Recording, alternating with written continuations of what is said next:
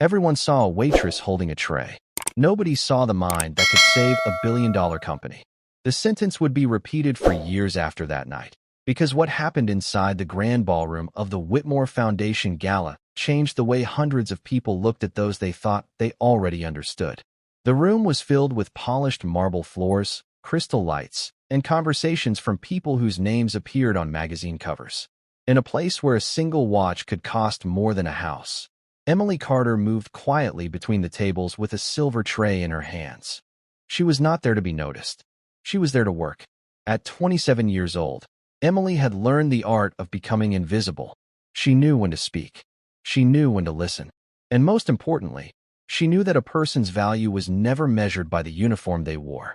For the guests that evening, she was simply another waitress serving coffee, sparkling water, and expensive dinners. But Emily carried a secret that nobody in that room knew. Years earlier, she had been one of the brightest students in her law program. She had spent countless nights studying contracts, business regulations, and corporate strategy. But life had forced her onto a different path, and now she found herself standing on the other side of the room, watching powerful people discuss decisions that affected thousands of lives. Across the ballroom stood Victoria Whitmore, the elegant wife of billionaire CEO Daniel Whitmore. Victoria was known for her confidence, her sharp opinions, and her ability to make people feel small without raising her voice. She looked around the room as if she owned every conversation happening inside it. When Emily approached her table to refill her glass, Victoria glanced at the young waitress's simple uniform and gave a small smile. It was not a kind smile. "You know," Victoria said casually, loud enough for nearby guests to hear, "sometimes I wonder if people understand the world they serve." A few guests looked away, pretending not to notice. Emily remained calm. She placed the glass down carefully and stepped back. But Victoria continued, "No offense, dear, but some things are better left to people with education and experience." The words landed heavily, but Emily did not react the way Victoria expected. She did not argue. She did not become angry. She simply looked toward the folders sitting on the table beside Daniel Whitmore's chair. Inside was the final agreement for a major business acquisition scheduled to be signed that evening. Emily noticed something. A small detail. A line that did not belong. A number that seemed ordinary to everyone else, but dangerous to someone who understood contracts. She lowered her eyes and quietly said, "Excuse me, Mrs. Whitmore. Before this agreement is signed, you may want your legal team to review Section 14 one more time." The conversation around the table slowly faded. Victoria looked surprised. "And why would you know anything about that?" she asked. Emily held the tray against her side and answered with the same calm voice she had used all evening. "Because mistakes do not care who makes them. They only care who notices them." For the first time that night, the room became completely silent. The silence inside the ballroom did not last long. Within seconds, whispers moved from table to table like a gentle wave passing through the crowd. Guests who had barely noticed Emily Carter moments before were now watching her with a different kind of curiosity. Not because she had spoken loudly, not because she had demanded attention, but because she had noticed something that everyone else had missed. Daniel Whitmore slowly picked up the agreement from the table. His expression remained controlled, the same calm expression that had made him one of the most respected business leaders in America. But his eyes changed as he read the section Emily had mentioned. Line by line, his attention became sharper. The room waited. Victoria Whitmore crossed her arms, still confident that this was nothing more than a misunderstanding. "Daniel, surely we are not taking legal advice from someone serving dinner," she said with a small laugh. A few people smiled politely, unsure whether they should agree. Daniel did not answer immediately. He kept reading. The longer he looked at the document, the quieter the room became. Emily stood beside the table, holding her tray carefully. She did not look nervous. She did not look proud. She simply waited. Finally, Daniel placed the papers down. "She is right," he said. Those 3 words changed the atmosphere completely. Victoria looked at him in disbelief. "What do you mean?" Daniel turned the document toward his legal advisor. "The payment adjustment in Section 14 changes the entire structure of the agreement. If this had gone through tonight, we would have accepted a financial risk that nobody caught." The legal team immediately began reviewing the pages. Emily watched silently as the people who had ignored her now studied the same information she had seen in a few seconds. Daniel looked back at her. "How did you notice that?" he asked. It was a simple question, but for Emily, it carried something she had not received in a long time. Respect. She lowered her eyes for a moment before answering. "I read carefully, Mr. Whitmore. Sometimes the smallest details reveal the biggest problems." Daniel studied her face, trying to understand the person standing in front of him. Most people in his world competed to be heard. They interrupted. They presented themselves as experts. But Emily had done the opposite. She had remained quiet until her words mattered. Victoria looked away, uncomfortable with the attention shifting away from her. She had expected Emily to become embarrassed. She had expected an apology for speaking out of place. Instead, Emily had simply protected a decision worth millions of dollars without asking for recognition. A few minutes later, Daniel stepped away from the table and approached her. "Emily, may I ask you something?" She nodded politely. "Of course. Where did you learn to analyze contracts like that?" For the first time that evening, a small shadow of her past appeared in her eyes. "I studied law," she said. "I was working toward becoming an attorney." Daniel looked surprised. Emily gave a quiet smile. "Life changed my plans." She did not explain further. She did not tell him about the years she spent putting her own dreams aside to support her family. She did not tell him about the textbooks she kept on her shelf, waiting for the day she could return to them. She simply returned to her work. But Daniel continued watching her, realizing something important.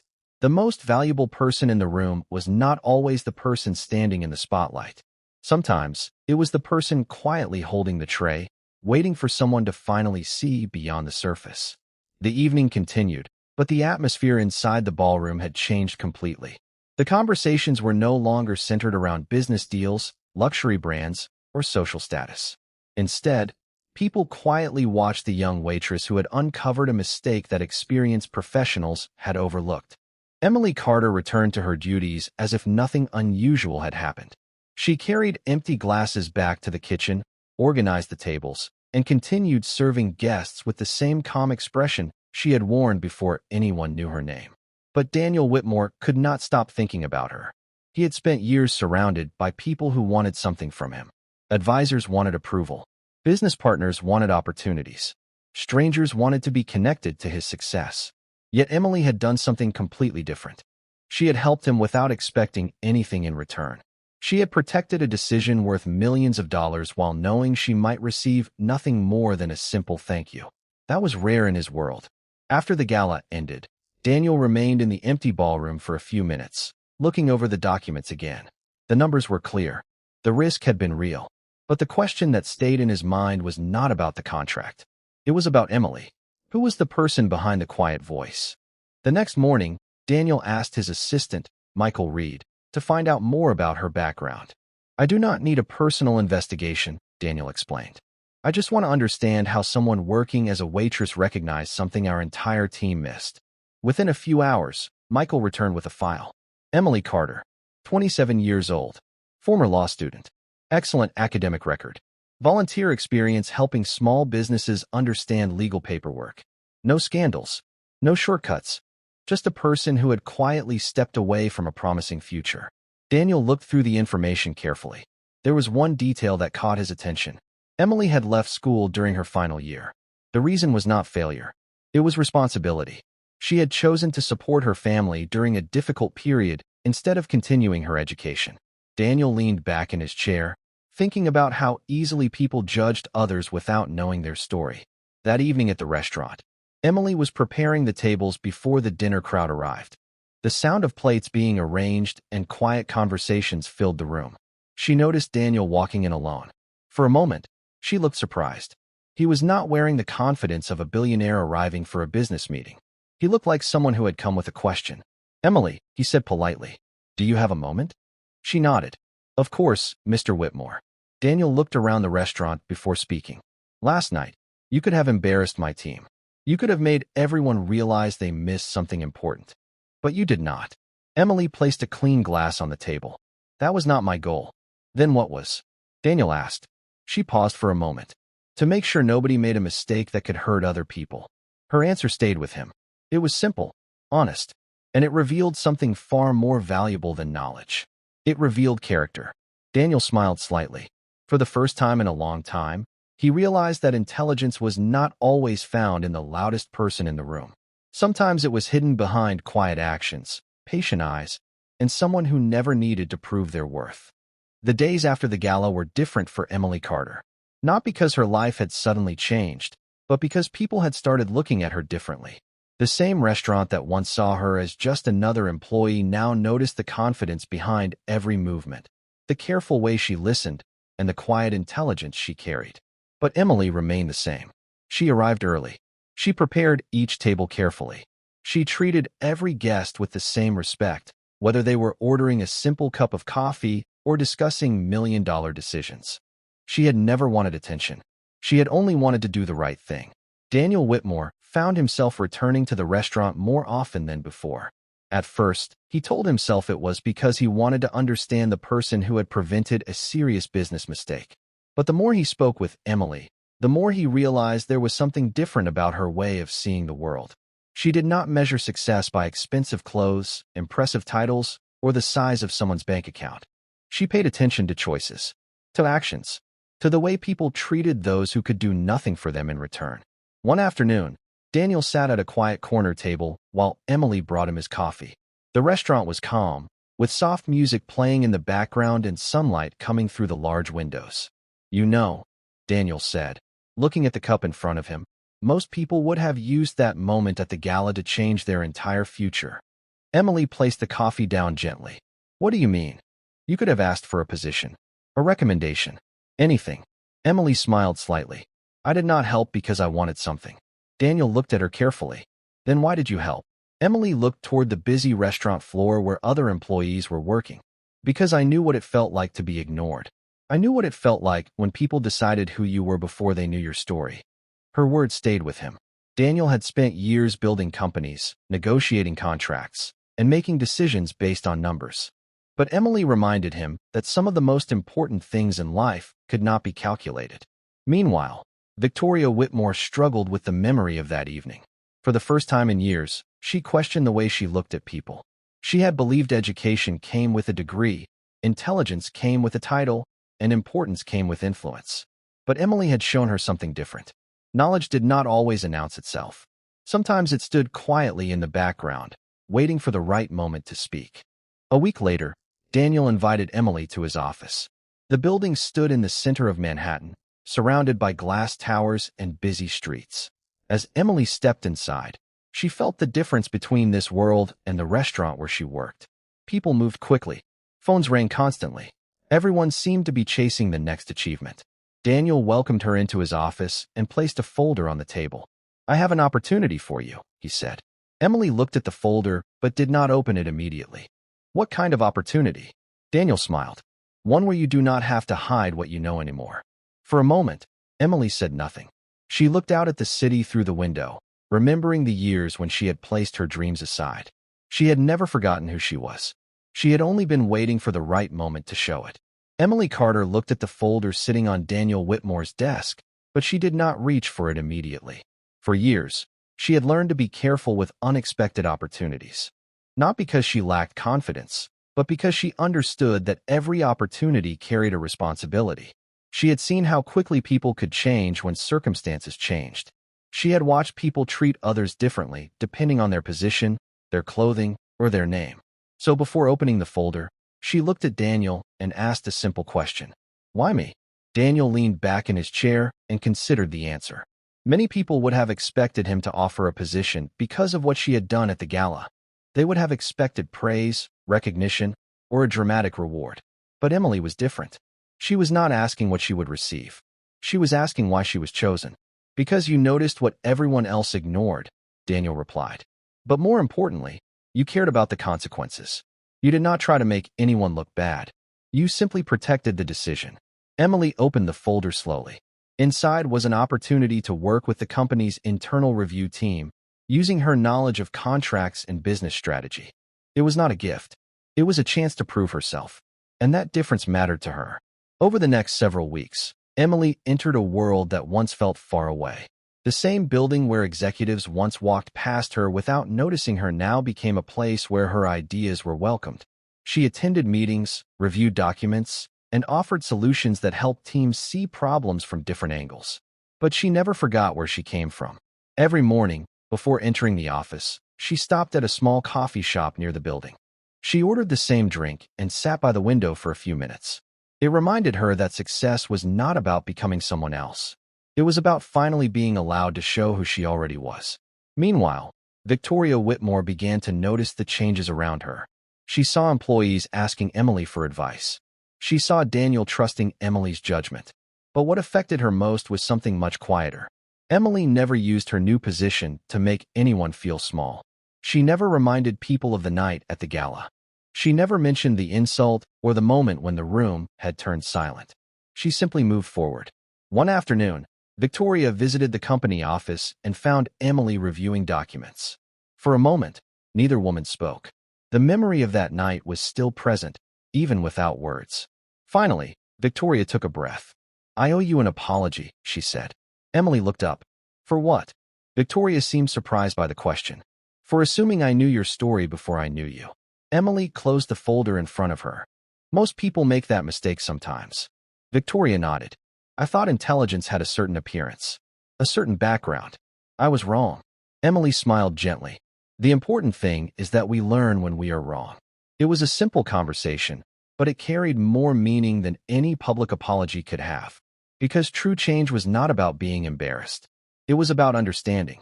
And slowly, the people around Emily began to realize something Daniel had already discovered. The person who speaks the least is not always the person who knows the least. Sometimes, silence is where the greatest strength is hidden. The restaurant had never felt so quiet. The sound of silverware, soft conversations, and footsteps across the polished floor seemed to disappear as everyone watched the woman standing beside the table.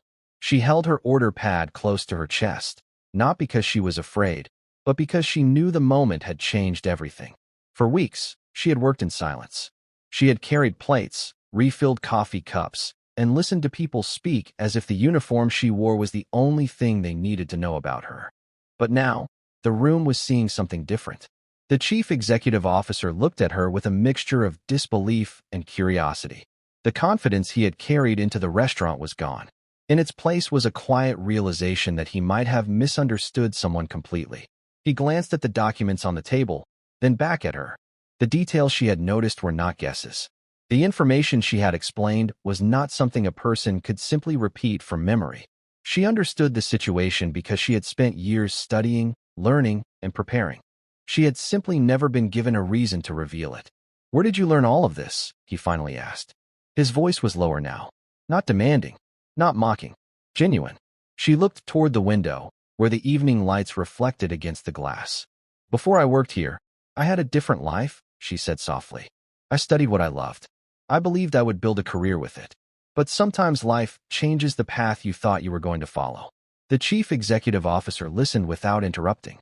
For perhaps the first time in years, he was not searching for an advantage. He was simply listening. Around them, the other guests slowly returned to their conversations, but the atmosphere had changed. The people who had ignored her earlier now watched her with a new kind of respect. She did not need applause. She did not need anyone to prove she mattered. She already knew her own value. The man looked down at his expensive watch, a symbol of time, success, and everything he had spent his life chasing. Yet in that moment, he wondered how much time he had wasted judging people before knowing their stories. "I owe you an apology," he said. The word surprised even him.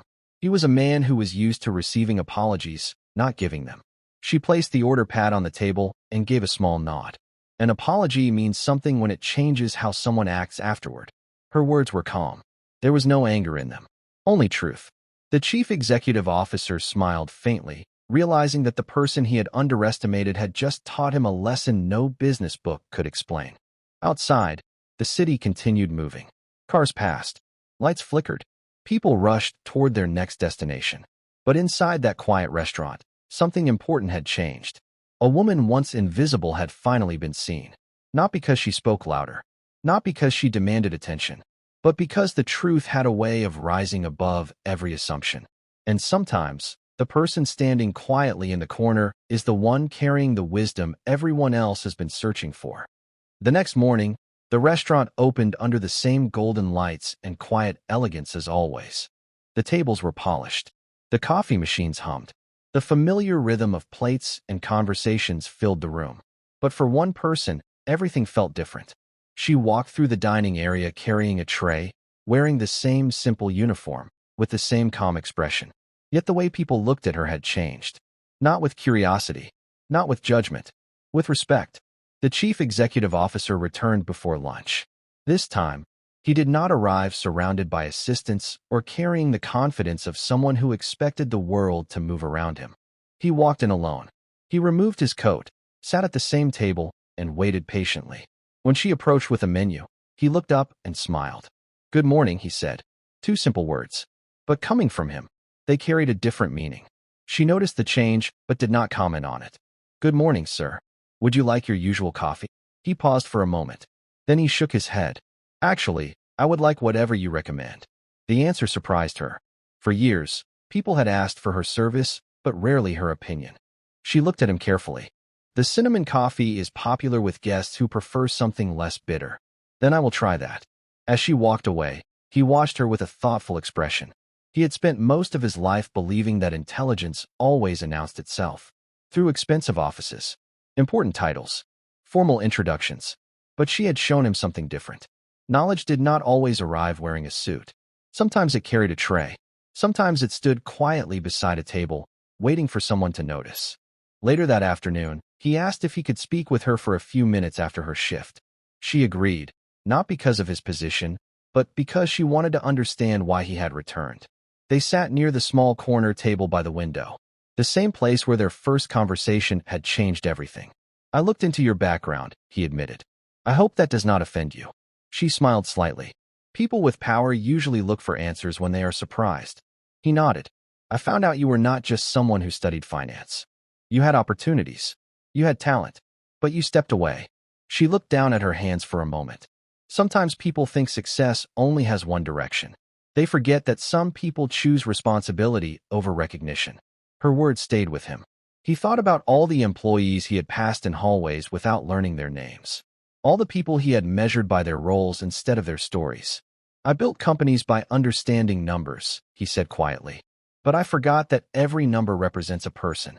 She looked at him, and for the first time, she saw humility instead of pride.